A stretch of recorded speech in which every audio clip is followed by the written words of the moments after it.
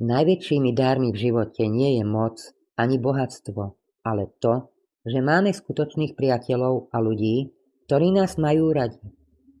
Možno sa budete chcieť spýtať sami seba, či vynakladáte dostatočné úsilie na vzťahy s druhými ľuďmi, alebo si ich vážite za radosť, ktorú vám prinášajú do života. Ak je tomu tak, verte, že v budúcnosti vaša snaha o nadviazanie kontaktov s inými ľuďmi povedie k forme šťastného života. Nezabúdajte však, že aj blaženosť si vyžaduje prácu a žiadny život, nech je akokoľvek nádherný, sa nezaobíde bez ťažkých chvíľ. Len nimi nebudete musieť prechádzať sami.